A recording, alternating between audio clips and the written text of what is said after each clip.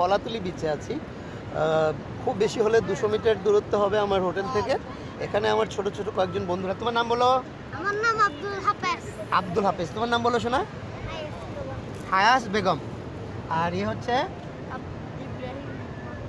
ইব্রাহিম মাহমুদ। আর তোমার নাম? হ্যাঁ, আব্দুর রহমান। এরা সবাই এই কক্সবাজার কলাতলি বিচে ছোট ছোট ব্যবসা করছে। এই যে পুঁতির মালা বিক্রি করছে বা এগুলো শামুকের মালা, এই কফি বিক্রি করে, আরও আরও কিছু এগুলো সব পুঁতি টুতি এগুলো।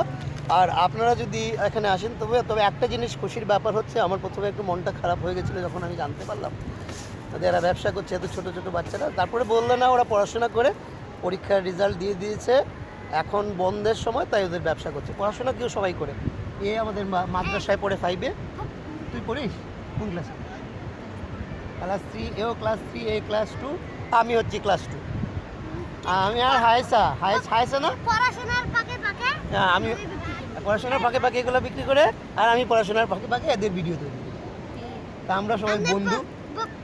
পড়াশোনার ফাঁকে ফাঁকে এখানে আসি বসে থাকি। হ্যাঁ, পড়াশোনার ফাঁকে বসেই থাকি না, তোমাদের সঙ্গে কথা বলি। তাহলে এই আমার বন্ধুরা, আপনারা অবশ্যই এদেরকে ভালোবাসবেন, লাইক দেবেন, শেয়ার করবেন এবং এদের কমেন্ট করবেন এবং একটা জিনিস এদেরকে সবাই বলে দেবেন কমেন্ট করে যে এরা যেন পড়াশোনা করে, যাতে এই ছবিগুলো সবার মাঝখানে ছড়িয়ে পড়ে যে ব্যবসা করতে পারে, কিন্তু পড়াশোনা করতে হবে। কষ্ট হলে, এখন তো ব্যবসা করার কথা নয়, কিন্তু পরিস্থিতি হয়তো বাধ্য করছে, কিন্তু যেন পড়াশোনাটা না